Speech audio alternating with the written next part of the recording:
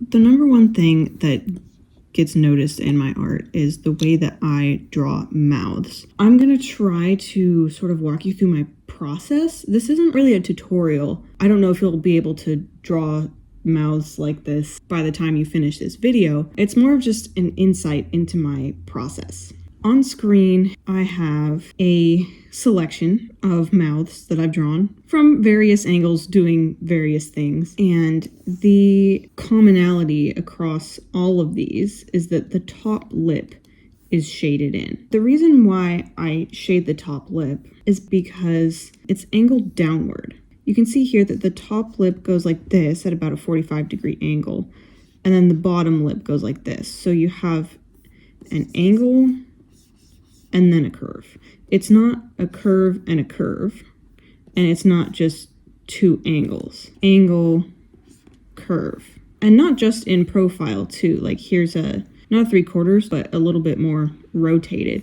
Angle, and then curve. It's kind of hard to illustrate that concept from the front, but when you have ambient light or light coming from generally above, it's not going to hit this underside right here. It's going to hit here. Second most important thing is the corners of the mouths. So a lot of people don't pay attention to this, but to me, this is where I always start. So here, or even here, here, here. There's a point on the mouth. I always go a little heavier in the corner. If you take the corners away, you have a very different facial expression. Like on this one, if the corners are gone, it's a neutral expression. But because just the corners are there, it turns the expression into a slight smile. Not a full-on smile, but it changes up the expression. Same here with this frown. If you take away the corners, it's a slightly downturned mouth, but again, neutral expression. If you put the corners back, it suddenly is an obvious frown. Another way to really push that frown is to not just turn the corners down, but to push the bottom lip up.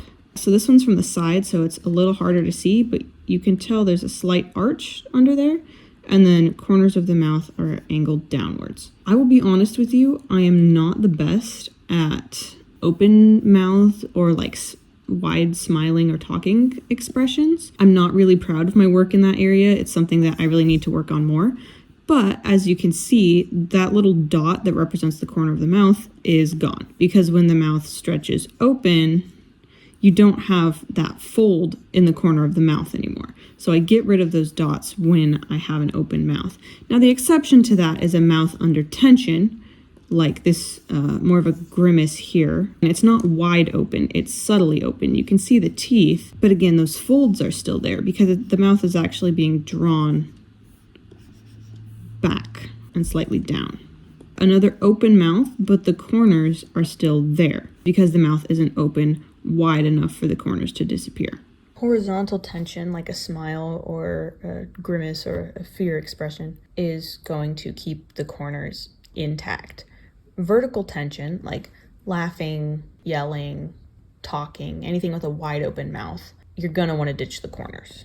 Another thing I'll do is make the top lip protrude further out than I don't know what you call this, but the Cupid's bow, the expanse underneath, or I guess between the nose and the lip. You can kind of see it over here as well. So the in-between part goes there, and then the lip actually protrudes further out. It's not simply like this, where maybe your nose is here, and then I just shade that top bit. I actually will kind of bring it out a little bit further just to get more of an emphasis on the mouth. So my process usually starts with the corners. I'll do something like that, and then depending on the type of expression that the person is going to have, I will put in the midline between the lips. So if it's more of a frown, then maybe like so. Again, pushing up with the bottom lip. and then just kind of sketching in where the top would go. With a smile, I tend to bring the corners of the mouth out way more than I normally would, because a neutral expression might be here and here, but when you're smiling, you draw the corners back. And so that's why if this is the same mouth, if this is neutral and this is smile, I'll bring the corners back. Notice I'm not necessarily bringing them up, just back. Then the upper lip and the bottom lip can go in like so. I don't connect the line on the bottom lip to the midline of the mouth. For some reason, it just looks weird, because I'm not really drawing the shape of the bottom lip. It's more of like, here's the shadow of the fold. The bottom lip here, like it folds under. So it's really just me indicating the shadow. I'm not drawing in the second lip. My number one rule for things is just reference, reference, reference. Find a picture of someone, trace over the mouth, figure out how the shapes work, and then you can implement that into your own drawings. So here's a picture of myself making a facial expression. What I might do here is just start with the corners and then draw in my midline. Now for an open mouth, there's going to be two midlines. It's not just one all the way down. Notice here that my bottom lip is this color and my top lip is this color because of that angle curve rule. Top lip going to be darker unless you're lit from below or possibly straight on. But yeah, I'll delete my reference picture. And yeah, you can see it's like, yep, that's a mouth. And then maybe you can just kind of shade in and indicate the teeth. There are another two dimensions that I like to work with in my character design. I don't want everyone's mouth to look the same. So one of them is the Cupid's bow. So this character here, for example, does not have a pronounced Cupid's bow at all. A pronounced Cupid's bow would be something like this. An unpronounced or flat Cupid's bow is going to be more like this. But if you take a look at some of this art, you will see this is probably at one extreme end of the spectrum with no Cupid's bow.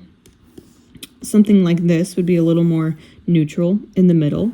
This one is very sharp and pronounced. You can see that her Cupid's bow actually comes to 2 points instead of 2 curves like this handsome fellow over here. When someone smiles, that Cupid's bow is going to get drawn out. So even if their neutral expression has a very pronounced one, when the lips come under tension and it's pulled apart, you're going to get less of a Cupid's bow.